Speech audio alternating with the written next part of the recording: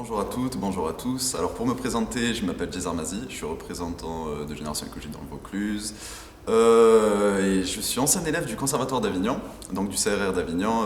J'ai eu comme professeur Hervé Zertel, mon professeur de bassin qui m'a accompagné pendant plus de 10 ans pendant ma formation. Je pense notamment à Éric Sambré, Frédéric Put et Frédéric Sellier, qui grâce à lui me permet de parler un peu d'écologie et de musique et de peut-être faire un lien entre les deux. Donc, pour vous mettre un peu les choses en place, pour ceux qui peut-être ne connaissent pas vraiment l'écologie et l'urgence climatique actuelle, même si je pense que tout le monde est bien au courant par rapport à ça, on peut commencer déjà à parler de vraiment l'urgence climatique. Donc, au niveau de la pollution de l'air et des sols, on a déjà des activités humaines, on va dire, par rapport au transport, au trafic routier, au chauffage, aux engrais azotés, les pesticides, le brûlage à l'air libre et les déchets. On peut parler de beaucoup d'activités humaines voilà, qui engrangent ces aspects-là, on va dire, qui représentent une majeure partie des polluants vers la planète, donc qui ne permettent pas une bonne prolifération et tout ce qui en va. Mais on peut aussi avoir des polluants naturels, donc qui sont émis par les éruptions volcaniques, donc qui envoient dans l'atmosphère d'énormes quantités de gaz, de particules, le méthane qu'on retrouve dans tout ce qui est on va dire, particules fines de gaz par l'érosion de produits de poussière, minerais, etc. Donc en soi, on parle d'une certaine qualité d'air. La pollution, en gros, elle se concentre majoritairement dans les villes, vous le savez, par les trafics routiers et tout ce qui en suit. Notamment sur Avignon, on peut parler de la Grande Rocade, où alors à peu près, je vais vous dire, 60% des habitants qui sont à côté ont tous des problèmes, on va dire, de respiration, de toux et tout ce qui en suit. Donc on a une certaine végétalisation qui est fragilisée. Pour vous donner des chiffres, par exemple, c'est entre 1990 et 2013 que les rejets dans l'air de la plupart des polluants ont commencé un peu à diminuer, parce qu'il y a une certaine prise de conscience, mais à l'heure actuelle, c'est toujours un peu moindre de ce qui devrait être annoncé, ou en tout cas fait par le gouvernement.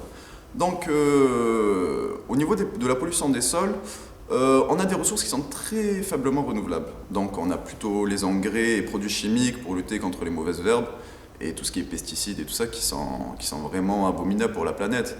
Donc ils sont souvent utilisés, notamment on a eu plusieurs débats par rapport aux abeilles. Je ne sais pas si vous étiez au courant, mais en soi, il y a eu un mouvement contre tout cet aspect pesticide qui empêchait aux abeilles, on va dire, qui détruisait les colonies d'abeilles, en fait, totalement. Et donc, ça crée aussi, on peut aussi faire le lien avec la déforestation, on peut faire un lien avec les routes, les villes qui deviennent bétonnées. Bon, après, on essaye vraiment actuellement de créer vraiment un climat qui permet aux villes de se débétonner et vraiment de mettre en culture les prairies, les forêts, une culture bien sûr qui respecte l'environnement parce qu'actuellement les cultures des fois justement par ces utilisations de pesticides et d'insecticides ne sont pas forcément bénéfiques à la planète. Donc toujours pour vous donner quelques chiffres clés, on va dire qu'aujourd'hui, 12% des terres émergées dans le monde sont cultivées, ce qui est énorme. Et près de la moitié des sols du monde sont déjà dégradés. Au niveau du changement climatique, quel est le problème? L'émission en gaz à effet de serre. On va dire qu'entre 1850 et 2007, la planète a pris 1,1%, 1,1 degré Celsius, ce qui est énorme. Le niveau de la hausse des mers a pris 8,8 cm de hauteur. Donc il y a eu des inondations, des tempêtes. Sur l'eau potable, la qualité a baissé, la quantité a baissé, la sécheresse, il y a eu l'érosion, on a parlé des animaux, on a parlé des végétaux, les lieux de vie aussi, les risques sanitaires, on le voit avec la crise actuelle par rapport au Covid. Et il y a eu des engagements qui ont été faits. Donc pour l'instant, on va espérer en tout cas essayer d'arriver à un chiffre de 75% en moins de gaz à effet de serre d'ici 2050 et une diminution de 2 degrés Celsius au niveau du réchauffement climatique et planétaire.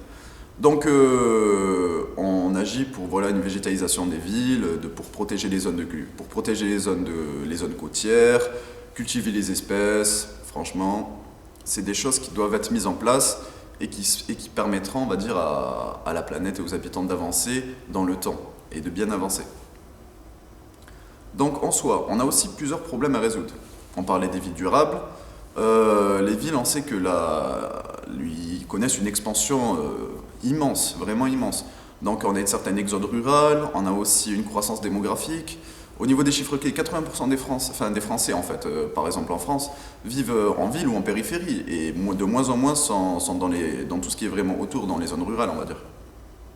Donc, le territoire français, on l'a vu, est vraiment occupé au niveau des villes, donc ce qui engrange plusieurs problèmes à résoudre, donc qui est l'approvisionnement en eau potable, la multiplication des déplacements par rapport aux voitures, aux transports, les transports en commun se mettent en place, mais on le voit maintenant, rien qu'avec la crise, que de moins en moins de personnes les prennent, mais on essaye vraiment encore d'en mettre pour que les gens s'habituent vraiment à délaisser leur voiture et peut-être, par exemple en ville, de vraiment la laisser totalement à côté.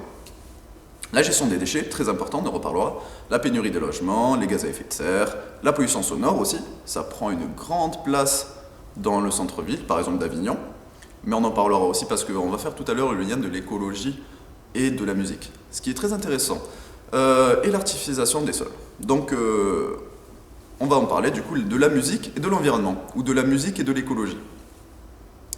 Au niveau de la musique, déjà, pourquoi pas parler des artistes?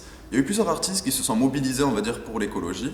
Donc, je pense notamment à Coldplay, qui a annulé en fait qui a annoncé l'annulation de leur tournée pour la repousser en fait, parce qu'il y avait eu un problème pour rendre un peu plus éco-responsable leur tournée, leur bilan carbone notamment, à cause des déplacements en fait, parce qu'on le sait, les artistes se déplacent souvent de pays en pays, de région en région. Donc voilà, ils avaient fait ça, ce qui était très intéressant. Et je pense notamment à The Freaks. C'est un groupe de 68 artistes dans des personnalités. Il y a eu Zazie, Soprano, qui font pas mal de vidéos et qui débattent par rapport à ces sujets environnementaux et écologiques. Donc, pour commencer par rapport à cela, on peut penser notamment à John Luther Adams, qui a créé une symphonie dans sa pièce, en gros, il a fait une pièce symphonique qui s'appelle Become Ocean, qui a remporté le prix Pulitzer en 2014, où en fait il montrait l'urgence climatique et la hausse du niveau de la mer et vraiment de tout cet aspect inondation, en faisant émerger des bruits, des sonorités par le biais de la musique, de sorte à transcender, on va dire, l'esprit, pour faire penser, on va dire, par ces sons, à une certaine inondation sonore, des bruits de tonnerre, de tsunami, et vraiment des choses qui nous mettent vraiment dans ce contexte, on va dire, d'urgence climatique par ces sons-là. Donc des sonorités qui essayent justement de s'approcher de la nature. Et on en vient, en fait, parler de l'écologie sonore, c'est aussi parler notamment, par rapport aussi à un extrait d'archives de Makis Solonos, où il représentait, on va dire, la sonorité des instruments de musique par une volonté de recréer les sons de la nature.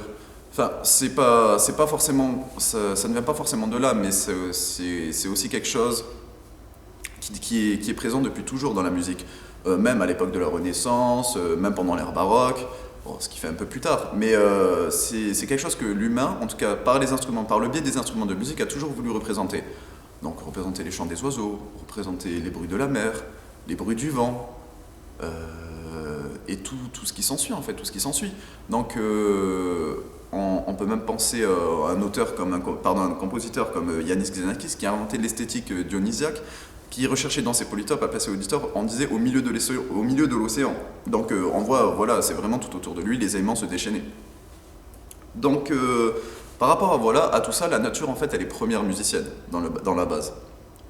Donc pas mal de beautés sont recréées par le biais des instruments de musique et en fait on arrive à faire une certaine évocation de certaines images qui génèrent une multitude d'émotions en fait en nous.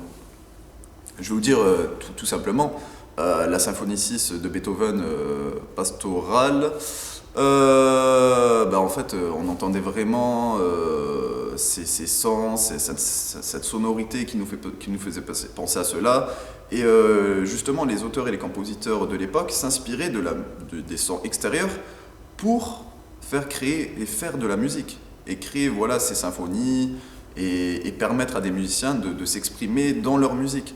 Donc on avait vraiment un certain lien entre nature, environnement, sonorité et compositeurs et musique. Donc les artistes s'inspiraient vraiment, même à l'heure actuelle. On voit les artistes de rue, on voit les artistes qui jouent avec des simples tables, des simples tabourets, qui essayent de s'exprimer par rapport à tout ça. Donc c'est des choses qui mettent le lien entre la nature, l'environnement et l'art musical. Et justement, on en vient, ce qui est mis en avant par rapport à tout ça, c'est que la musique sert à démontrer les événements présents en donnant des émotions et en donnant, on va dire, une certaine émergence d'image à l'auditeur. Donc c'est ce que des auteurs et des compositeurs essaient de faire tout au long de leur vie. Enfin, je vais vous dire, donner un truc tout simple, comme Les 4 saisons, ou alors encore, je pense notamment, attendez, je vais le ressortir, Les 4 saisons ou Le Sacre du Printemps de Stravinsky. Voilà, c'était des morceaux vraiment qui donnaient une émergence de toutes ces émotions, de la nature, et vraiment ce qui nous donnait un réel respect et une certaine idolation de la nature et de l'environnement. Donc voilà, là justement on a parlé du lien entre l'écologie, la musique, l'environnement et aussi les problèmes qu'il y avait à résoudre pour l'avenir. Donc on va essayer de répondre, on va dire, par des solutions, par ce que peut faire un citoyen lambda, par ce que peut faire les villes, on va dire le gouvernement et tout ce qui s'ensuit. Donc on en vient justement aux solutions que peut apporter, on va dire, un artiste ou n'importe qui. On a vu le lien entre écologie et musique. Maintenant, voyons ce qu'on peut faire un simple attends, Tu reprends quand tu veux, moi après je coupe. Ok, d'accord. Donc on a vu, voilà, justement le lien que représentait la musique avec l'écologie, avec l'environnement, la nature, ce que faisaient les auteurs, les compositeurs, même les instrumentistes, pour faire percevoir la nature aux auditeurs et leur permettre d'avoir des émotions semblables à ceci, ce qui permet en fait justement à ces personnes de créer une vraie alerte et un véritable sentiment à l'égard de l'environnement actuel, qui est, comme on l'a dit, en urgence. Donc les solutions, on en a plusieurs. Je pense notamment aux écoquartiers, donc des solutions au niveau des villes, donc des quartiers de logement qui sont éco-construits, où à l'intérieur tout est optimisé de manière environnementale, aussi pour créer de la mixité sociale, donc des jardins partagés, des activités sportives culturelles en commun, des animations aussi qui peuvent être proposées aux habitants, vraiment avoir un sort des sentiers piétonnés qui sont également prévus en fait par rapport à la végétalisation qui se trouve en fait au cœur de l'espace. Donc par rapport à ça, voilà, peut y avoir certains labels, je pense notamment, non d'ailleurs en 2012 je crois qu'il y a eu un label qui a été créé, le label Écoquartier. Donc par rapport à ça, c'est une des solutions. On en est à la recherche en soi d'une meilleure qualité de vie et tout en réduisant en fait son empreinte écologique. Donc on cherche aussi à réduire la consommation d'énergie. Et par rapport à la consommation en énergie, on a plusieurs sources. Donc 6 sources d'énergie notamment, renouvelables. Donc l'énergie solaire, les panneaux photovoltaïques, on en pense, tout ce qui est thermique, donc tout ce qui est recherche de niveau d'électricité, recharge de chaleur, de pompe, enfin c'est l'énergie thermique est vraiment là en gros pour apporter cette source d'énergie qui remplacerait les énergies fossiles justement, pétrole et tout ce qui en va. On pense notamment aussi aux éoliennes. Les éoliennes, quoi d'autre que le vent. Le vent, très bien, ça nous permet de produire de l'électricité. On peut en installer pas mal sur la mer, en mer, sur terre, ce qui est très bien. Les énergies aussi géothermiques. Donc voilà, vraiment utiliser la chaleur emmagasinée au niveau des profondeurs de la Terre pour nous permettre cet apport en électricité, pour chauffer les bâtiments aussi notamment. Les énergies marines, qui regroupent l'énergie par exemple que va apporter les marées. On pense aussi à l'énergie, au mouvement des vagues, dû au mouvement des vagues, les énergies hydroliennes qui seraient en dessous du coup de la mer. Et du coup, ça sert aussi à produire de l'électricité. Les énergies hydrauliques, un peu comme on l'a dit, et on peut aussi utiliser les biomasses pour se chauffer, donc le bois, la chaleur des usines et tout ce qui en suit. Donc toujours pour donner quelques chiffres clés, à l'heure actuelle, les énergies fossiles représentent plus de 80% des sources d'énergie utilisées sur Terre, ce qui est extrêmement, vraiment immense. Et à l'heure actuelle, on utilise moins de 3% de l'énergie que le Soleil nous envoie, déjà gratuitement en fait. Donc on perd une source d'énergie immense, vraiment, et fondamentale. Et on pense aussi que l'énergie hydraulique, du coup, elle est la première source d'énergie renouvelable pour la production d'électricité en France et la troisième source d'énergie renouvelable dans le monde. Donc c'est quelque chose vraiment qui est en train d'émerger et c'est très bien comme cela. Donc au niveau d'une simple personne, que peut faire un citoyen lambda? Donc par rapport à tout ça, déjà il y a tout ce qui est en termes d'alimentation. Il faut savoir comment manger, savoir comment permettre, on va dire, par nous, notre alimentation, de diminuer l'impact, on va dire, environnemental. faut savoir que 90% des espèces de poissons sont surexploitées dans le monde. 10 millions de tonnes de nourriture en fait sont jetées ou perdues par an en France, ce qui est énorme. On pourrait nourrir vraiment beaucoup de monde, ce qui empêcherait voilà, c'est certaines isolations, certaines personnes on va dire par manque de moyens, qui manquent qui sont vraiment dans la détresse sociale.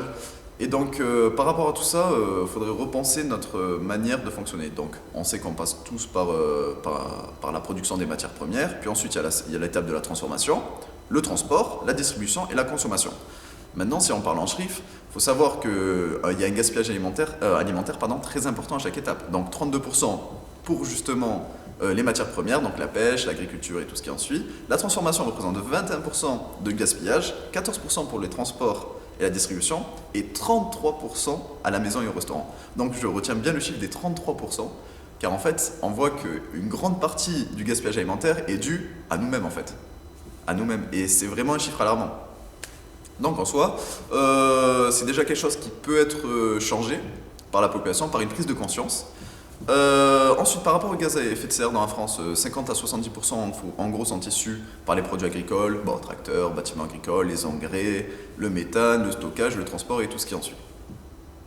Et comment, on va dire, pour répondre à tout ça, comment s'alimenter, on va dire, de manière plus durable et éco-responsable?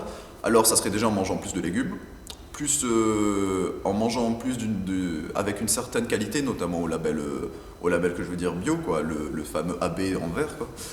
Acheter des produits locaux, très important, de saison, et n'hésitez pas à manger pas forcément des produits très esthétiques. La banane parfaitement jaune, je veux dire la pomme parfaitement rose, la pick lady je pense aussi. Voilà, n'hésitez pas vraiment à faire ce pas, vous dire qu'un légume c'est un légume, évitez le gaspillage, récupérez ce que vous pouvez récupérer. Faites comme vous pouvez, mais il y a plein de solutions, on va dire, pour lutter contre tout ça. Par rapport aussi à toujours cette personne classique, comment pourrait-elle faire en sorte que l'écologie puisse prendre une place dans sa vie pour vraiment diminuer son empreinte? Donc il y a aussi le tri des déchets. C'est très important, il n'y a pas beaucoup de monde qui le font, mais ça se fait de plus en plus. Donc on a les bacs jaunes, on a le bac de compostage si on le demande, on a tout ce qui est vraiment des personnes qui s'occupent de ça. Je pense justement à Sidorma, par exemple la déchetterie de Vedennes. Faut savoir que l'énergie thermique qui est rendue par rapport à l'incinération des déchets est renvoyée, je vous donne un exemple, mais par exemple à Liebig, l'usine, je ne sais pas si vous voyez, qui est juste vers le Panthé. Donc c'est un exemple tout bête, mais cette énergie en fait elle permet une certaine économie circulaire et ça permet de diminuer cette empreinte que va avoir l'humain et l'impact écologique qui va être créé. Donc en soi, les instrumentistes, je voulais en parler parce que ça me touche, c'est une partie de moi, j'en ai fait pendant plus de 10 ans. Et une personne lambda peut avoir un impact très fort sur l'environnement. Et c'est à chacun d'ajouter sa petite pierre à l'édifice pour permettre à tout le monde d'évoluer vers un avenir plus serein, plus écologique et plus moderne, on va dire, et plus respectueux envers notre planète.